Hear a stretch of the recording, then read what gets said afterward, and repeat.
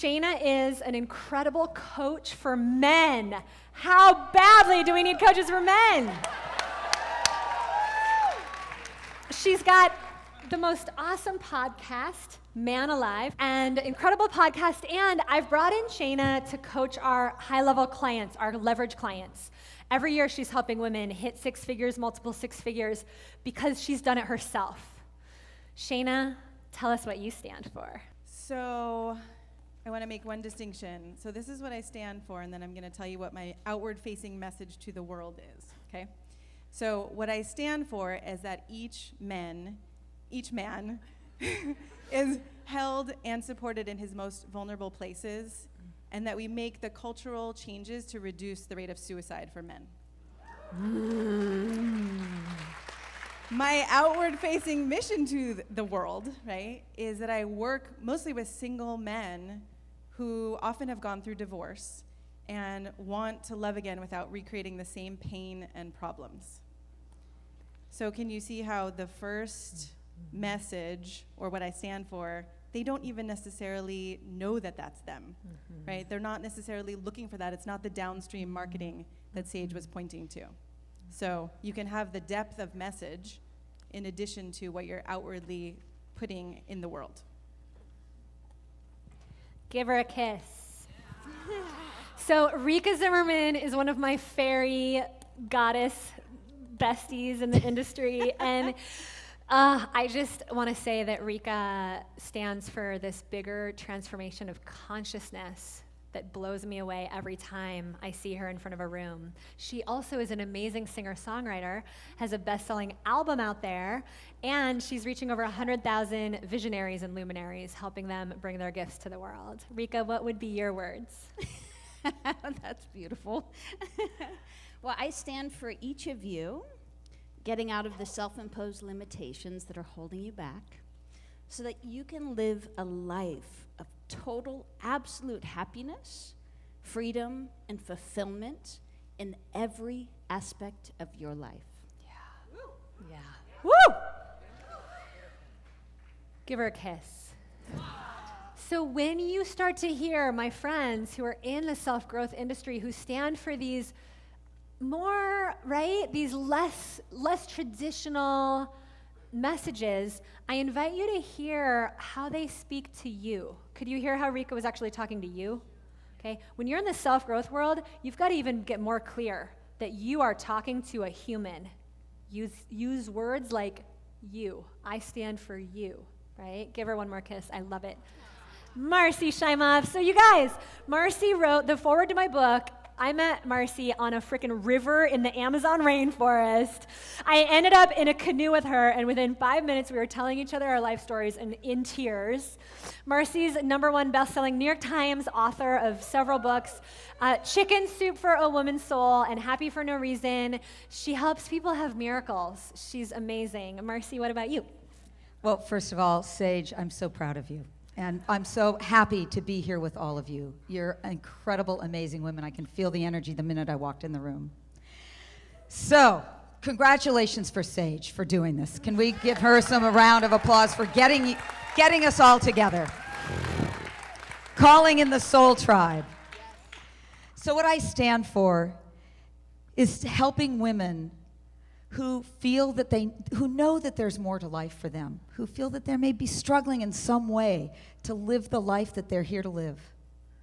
I teach them how to live in what I call the miracle zone, which is where life is ease, it's flow, where your destiny shows up, where what you know you're here to do is flows into your life. It's a miraculous life. You wake up in the morning and go, that's a miraculous life. Oh, I love it. I'm sure that was way too long for Sage's formula. So I'm open to coaching completely.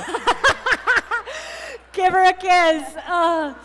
No, but like, this isn't about the formula. This is about you guys hearing the clarity over here, right? That happens when these women are so fully embodying, right? Are you guys feeling it? I love it. No coaching for you, Marci. Lee Richter is one of the most generous woman leaders I've ever met.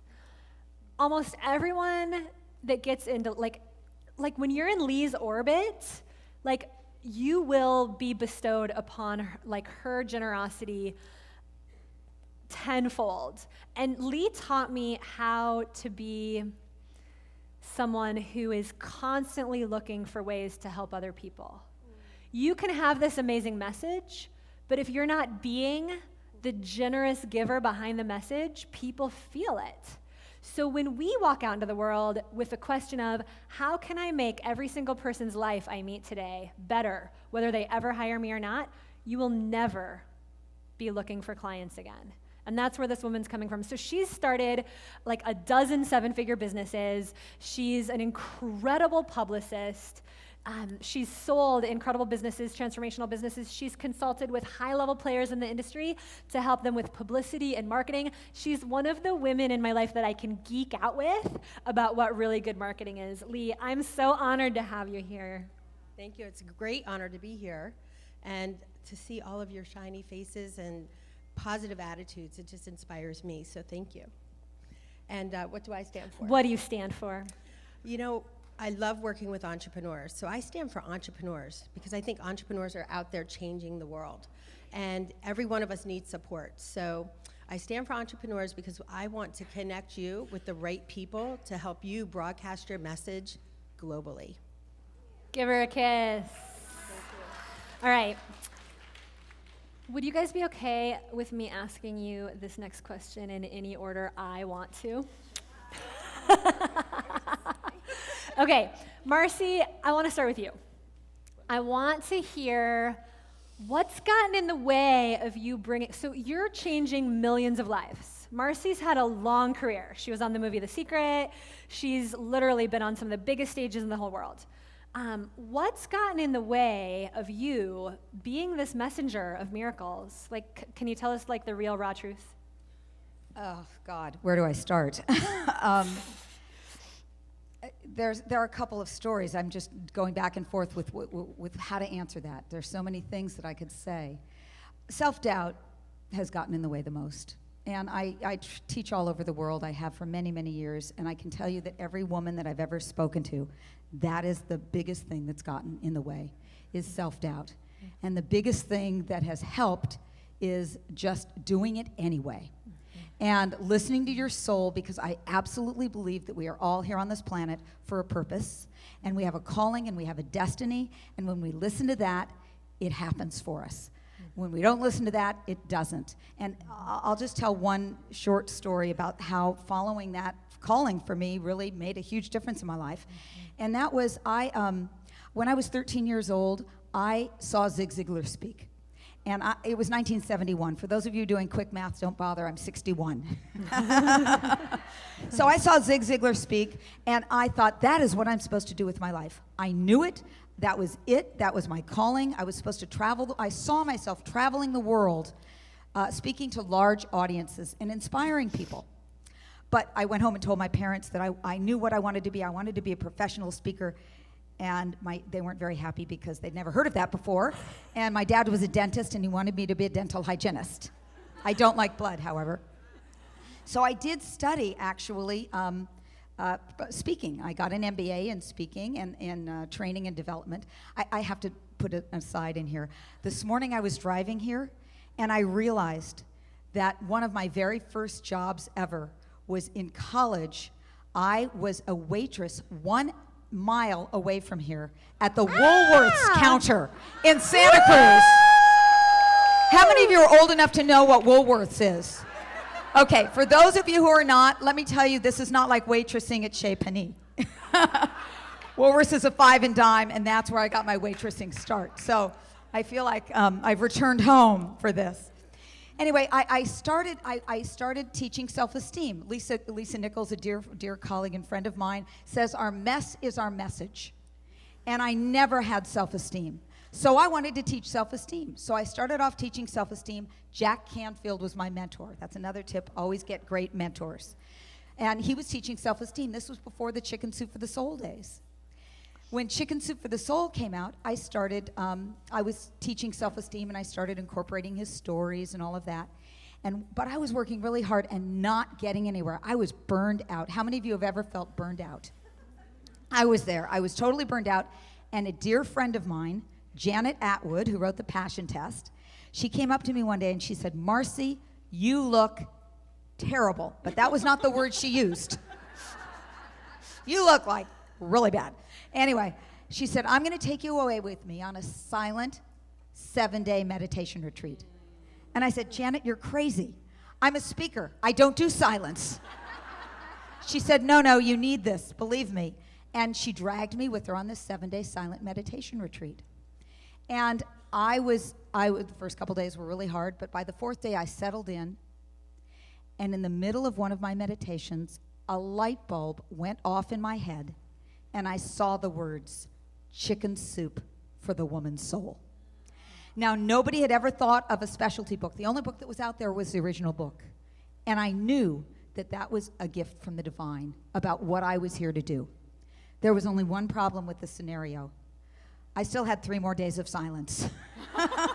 The great epiphany of my life, and I couldn't tell anybody, but as soon as the silence was over, I ran to the closest payphone. I called up Jack Canfield. I said, this was before cell phones. This was in 1994. I've got it, chicken soup for the woman's soul. He said, I can't believe what a great idea that is. Nobody's thought of it. He called up the publisher who said, what a great idea. Nobody's thought of it. And a year later, I had my first book out, #1 on the New York Times bestseller list. The reason I share that story is that I deeply know that we are all here for a purpose, a guidance, but we don't get silent enough, we don't get quiet enough to listen to what that is. And so every great thing that's happened for me in my career has come from doing some kind of deep introspection. When Happy for No Reason came out, before it came out, I knew I was supposed to write about happiness. I couldn't come up with a title. I went away on a 4-day silent meditation retreat. I figured I'll be efficient. I did it in 4 days last time. I'll just do 4 days this time. And on the 4th morning, Happy for No Reason came in. So listen and open up to divine guidance.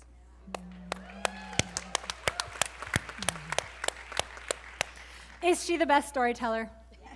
Study this. This is good stuff. Kiss for you, Marci. I'm so grateful.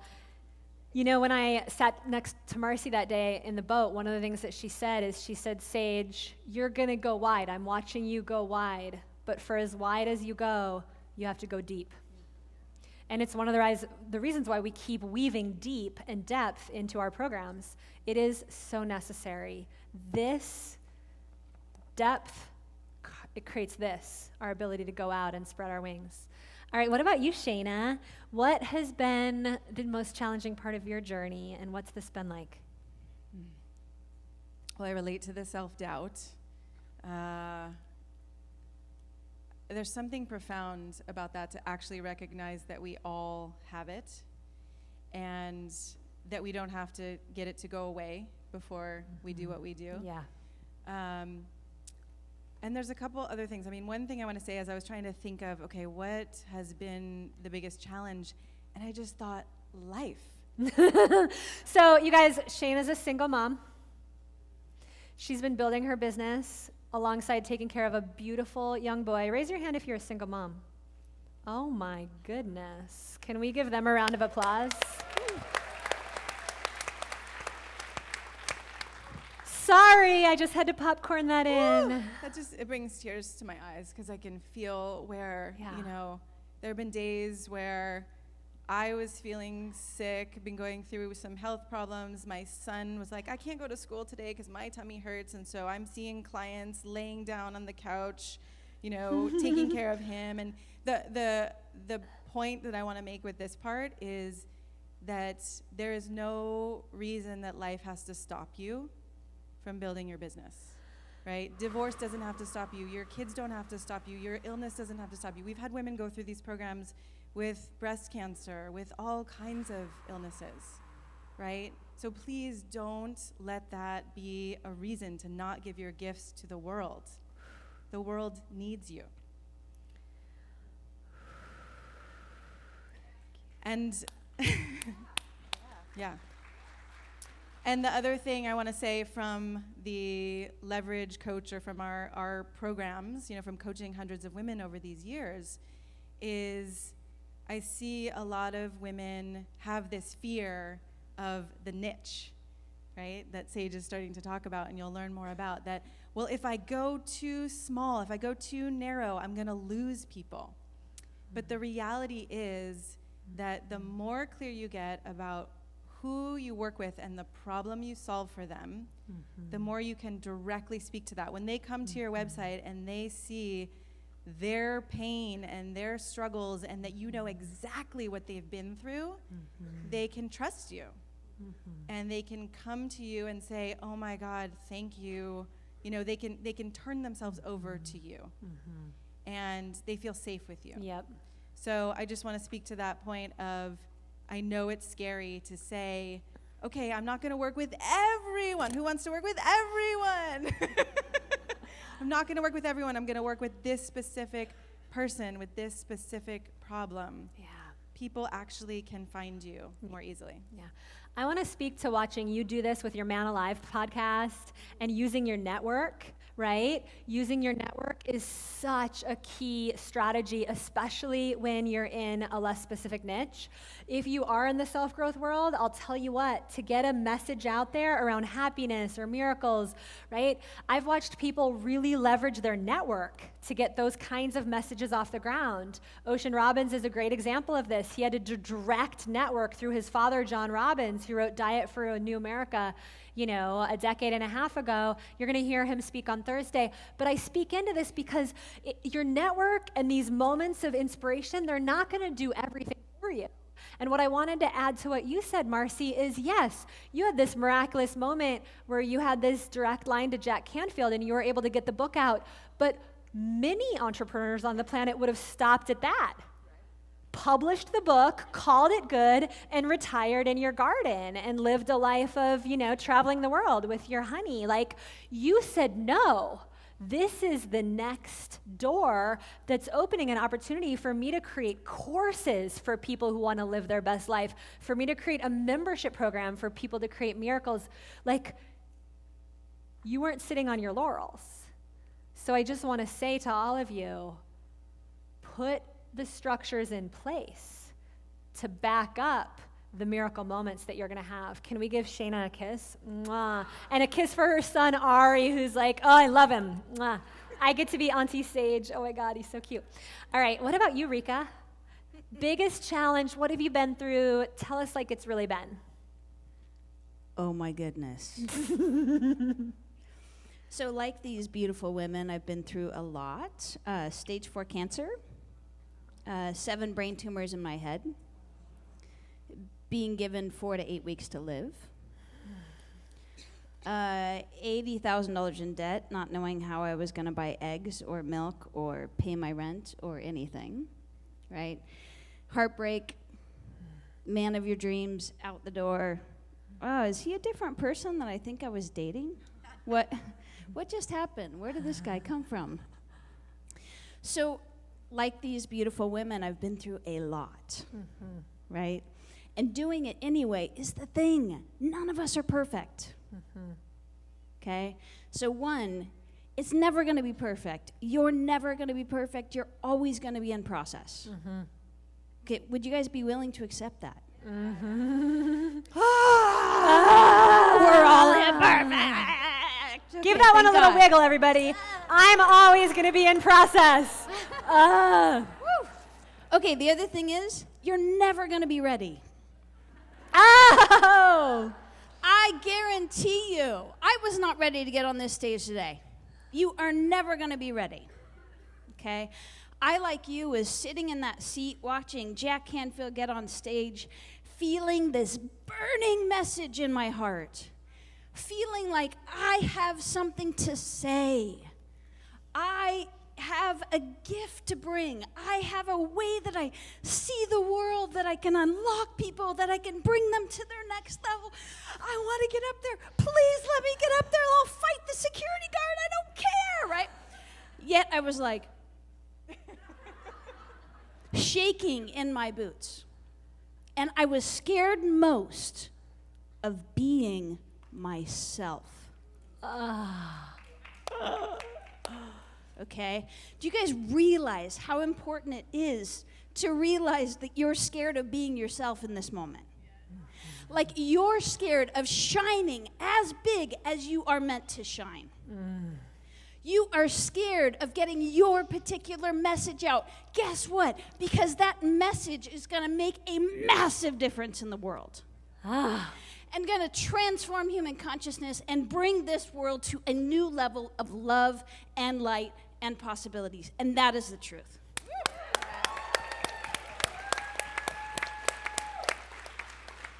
So when you think about being yourself, guess what? You are much bigger than you can imagine.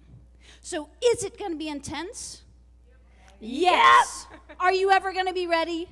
No. Are you always going to be scared and have fear and self-doubt? Yes. And you know what? Who cares? Woo! Because you are that important, and you are not allowed to rob people of who you are. Right? You are not allowed to take the gift that you are here to bring to this world away from the people that you love, from this earth that you care about, from the children that we are leaving this world to. Are you with me? So will you now make the commitment that you are never allowed to stop you ever again? Yes? If so, say yes, I accept. Yes, I accept. Yes, I accept. Yes, I accept. Yes, I accept. Yes, I accept. Woo! You go, girls. Can you feel how each of these women is strong in and of herself? Can you feel how they don't have to be the same?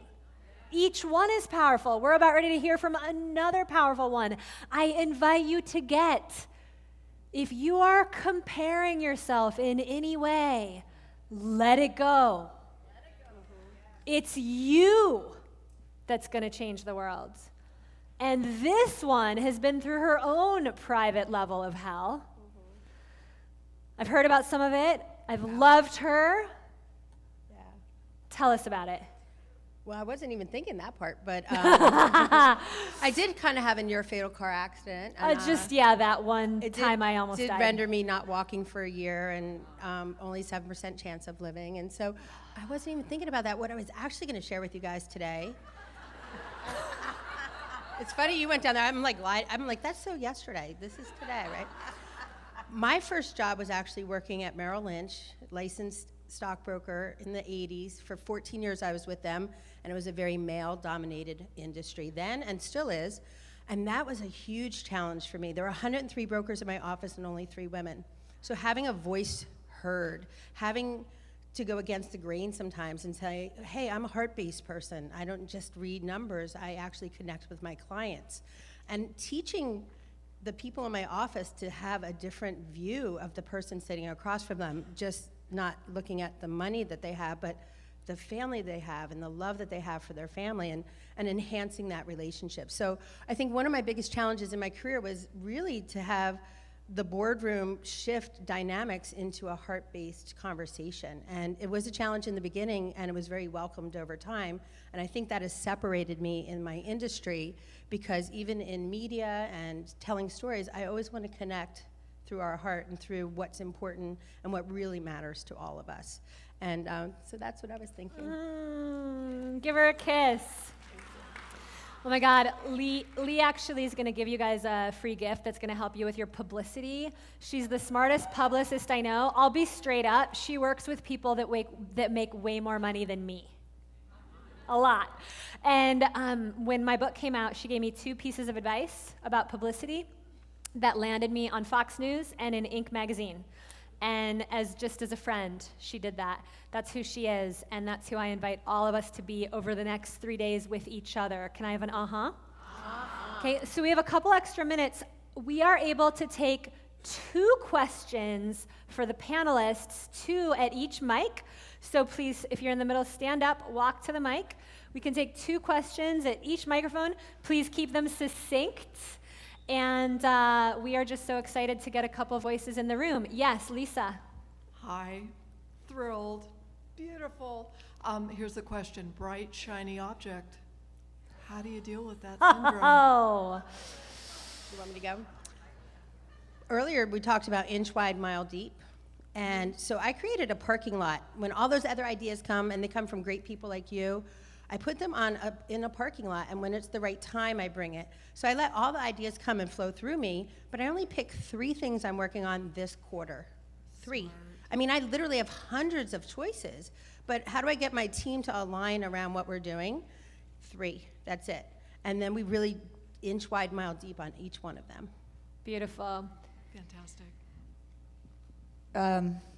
I love that question because there are a million different ways that we could all go. And I once heard that Warren Buffett was asked, what made you more successful than everybody else? You know, why are you more successful than everybody? And he said, it's very simple. He said, I say no to 99.999% of the things that I do, or the things that come my way. And that's the way I get to say yes to the one that really says a yes. And I'll just tell a quick story about that. In 2013, I was offered a gig to speak in China for a number of times. It was a $500,000 contract. It was a very big contract. And everything was great about it, except that I was gonna have to go to China a lot, and I don't like going to China. And it was inside, it was a no, but it was like, oh my God, that's a really bright, shiny object. I mean, what am I gonna do about that? I mean, I'm gonna turn down a $500,000 contract. And I had made a commitment. I was actually in a program with Lynn Twist, who took us to the Amazon together. And I had just made a commitment to my coach that I was gonna only do work that I loved. Mm-hmm. And so I told my coach about this offer, and she said, well, Marci, you know, last week you made that commitment. And so I had to say no. And I thought, what is gonna fill this? And I swear to you, no more than 3 days later, my assistant and I were cooking lunch in the kitchen, and she came to me and she said, oh, this guy is starting this mentoring program. And another light bulb went off, and I said, mentoring, that's what I'm supposed to do. Oh my God. Kim, what am I supposed to mentor people in? She said, I don't know. I said, well, I'm waking up every morning going, oh my God, my life is miraculous. I could teach people how to live a miraculous life. And that was the birth of what I've been doing for the last 5 years in your Year of Miracles. And that came out of me saying a no to a bright, shining object that wasn't working. So. Yep. Brilliant. One of my favorite lines from Elizabeth Gilbert is, being successful hasn't only meant that I have to say no to things that I don't want to do. The worst part is it's meant that I have to say no to a bunch of stuff that I really do want to do. And I was actually having lunch with her when she told me that, and it changed my life because there's a lot of fun things I want to do on a frickin' minute-to-minute basis. But there is no way I'd be sitting here with hundreds of you, over 500 of you, if I hadn't taught myself the power of focus. And it is something that we as women learn to do. And it starts, I believe, when we put the right structures in place to hold our dreams.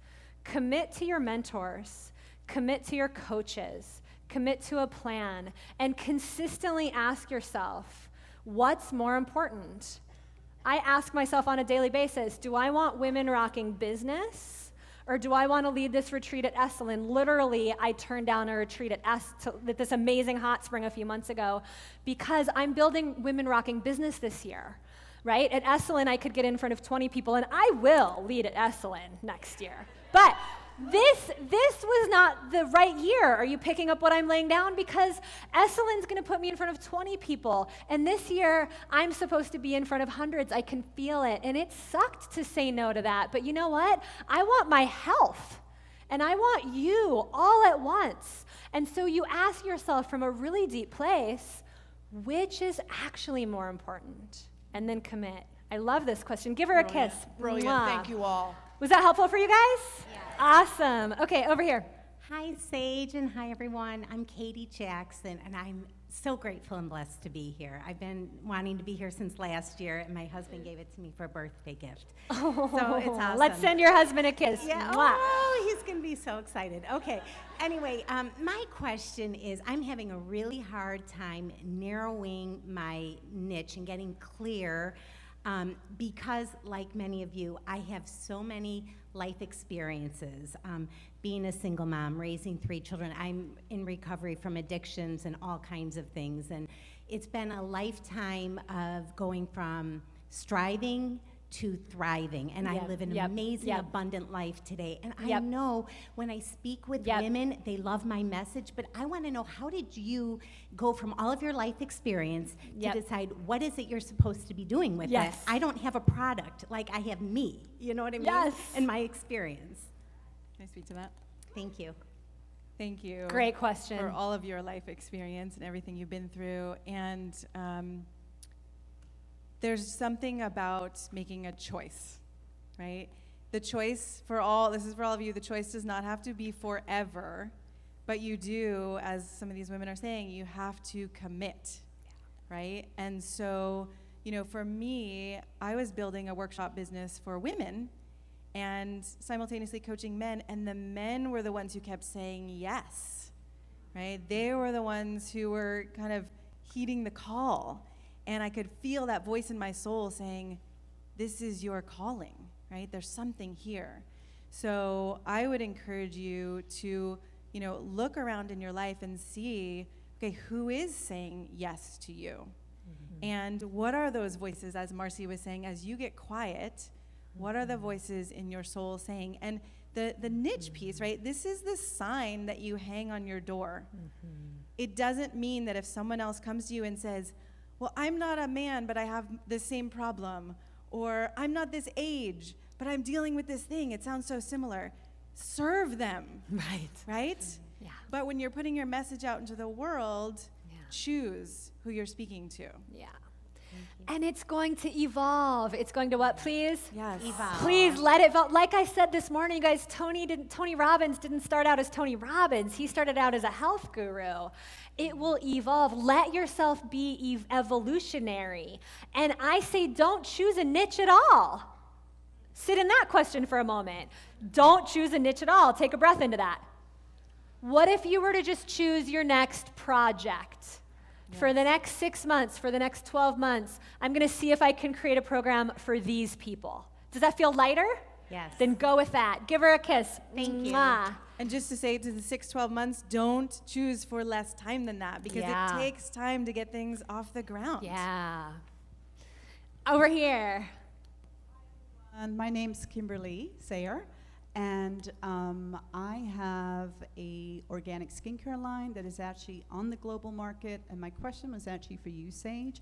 May I please ask the 2 pieces of advice this lady gave you on PR? Let's ask her. Please. Lee, what would be your 2 or 3 top pieces of advice for publicity, especially in a product market? Well, actually, I launched a product in August, and we've now done more than $5 million in sales just since August. So we have been doing it. Number one is connecting with your right client, but also to get media attention. Media attention has catapulted our sales. The way to get media attention around a product is look for people who are writing about the things that are similar to yours. Read what they're writing, write them notes and say, oh, I read this article that you wrote, here's what I got from it, and then you can introduce your product. Let them know you're reading their stuff first, because that makes them more interested in you. And they want to connect with you. The other thing is get it on Amazon. Even if you have ebooks for free, you can get them on Amazon and get I'm on attention. Amazon. Beautiful. I'm just trying to get to that, 5 So million. there are different ways to connect through media through the Amazon world, Okay. and you can even Google how to do that. And our free gift will also give you some tips for that. And the other thing is getting a lot of reviews on there. 5-star reviews get people to do that. Thank Always you, ladies. get Amazon. Give her a kiss. Mwah.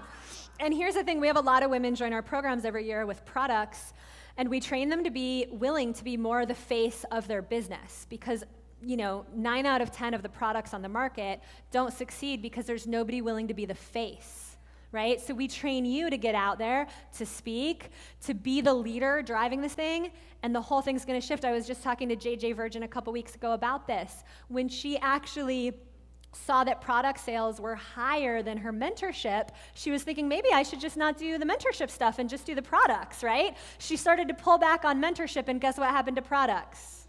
Tanked, right? She's JJ Virgin, she's amazing. She got back out there, product sales back up. So be the face. Last question. Hello, my name is Katarina, and I have a question. After all those experiences and those negative experiences, those breakdowns, how did you find your value how did you find, that you are valuable for Your value. for the world? Can I actually shift this? I want to hear from each of you in a kind of succinct way so that we can hear from each of you. How did you find your value, and what advice do you have for us in that journey? And that way we can each give a succinct, short answer. Rikka, start us off. I love this question. I think it's important to recognize that your strength comes from an energy that's beyond you. That's where all of your courage and strength actually comes from. It comes from the deepest level of surrender. Yeah. So if you're trying to do it on your own, you're doing it incorrectly. Okay? We're actually part of a unified field of love, of support, of divine guidance. There's so much power in that. So if you're trying to do it on your own, don't do that. Instead, surrender your own self to something that's so much greater than you, because that is our value. We actually don't have specific values. We have the value of source, the value of love as one. And that is our value.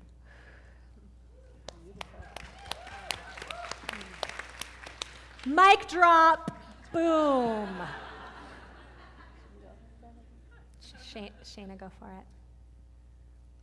I mean, it's similar to what you said. It's like if you're looking, the part of you that's looking for your value is never going to believe in your own value. So exactly what you said, right? The recognition that it's beyond you. And when I'm doubting my value, I find, and there's a wise woman in this room who actually said this to me this morning as well, that when my attention, what that shows is my attention is on myself. And so when I can take my attention and turn it out into the world, who am I here to serve and what am I here to do? That's when I'm living and experiencing my value. Absolutely. Thank you.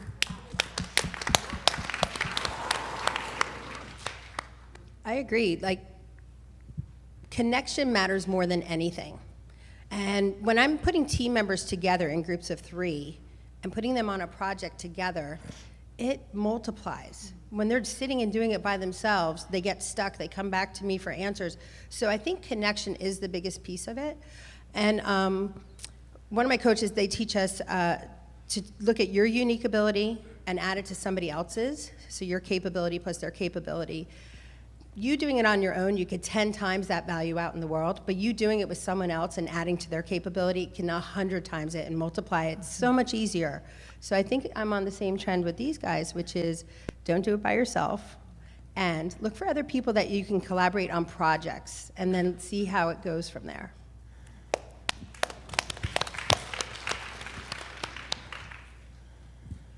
This is a hard question for me to answer because it's the question I would have stood up to ask. And I have to say that I have a little embarrassment about this because honestly, I've spoken to, millions of people, and I still feel that every single time I go into a room. How can I give value? Do I have any value to give? I felt it this morning. I shared it with them. And I feel stupid about that. Like, how could I be feeling that way? But I do. So how I could answer that is to go, okay, I feel that way. That's just there. Yeah. It's going to be there. And I'm not going to put my attention there. I'm going to put it where I do feel value. Yes. And I'm going to surround myself with people like this who remind me of the answer. Yeah. Because in my world, the only way that I've accomplished what I've accomplished is because of the people I've surrounded myself with, because of the tribe. So find your soul family. Yeah. Find your tribe and let them be the reflection of your value. When we can't do it ourselves, it's the other people saying, just be you because we love you. Yeah. And that's it. Yeah. So, Thank you very much. I would just add that I've reached out to every single one of these women in times of total darkness when I did not believe I could do it. I reached out to Marci during my book launch, and she showed up. She was at a dinner with fancy schmancy, successful people, and in the middle of dinner, she knew I was in my book launch. She got on the phone with my team and helped us pivot our campaign when our New York Times campaign fell apart. We became a #1 best-selling author the next morning anyway. Sage, I'm so happy that I was able to do that for you. And I have to say, since we're here for Tribe, I'm doing it actually today, backstage, for my dear friend Sue Mortar. And the Energy Codes launched today for her. And I'm doing the exact same thing for her today. Yeah. So if any of you want to go buy the Energy Codes, I love it. And Sage, what I so appreciate about you with that is that you are willing to receive. So it's one thing to ask, but it's another thing. You were a beautiful receiver. Thank you. We have got to ask. You have got to ask. You will not get where you want to go alone. And the #1 thing I see women struggle with in the beginning of their businesses is they're spinning out so many ideas, overwhelmed, not valuing themselves. There's 2 things that cure that: a plan and a tribe. You're here. Welcome home. Stop trying to do it all alone. We have blind spots. We all do. We cannot get rid of them. It's the little part of us that's locked in the locker, right? You have blind spots. The way to actually see past them is to have a mirror of another woman who can hold you in your highest when you cannot. We need each other. You can't do it for yourself. You better believe the sooner you can actually show your sisters what's actually going on inside and let her love you for that is the day that you realize how valuable you are.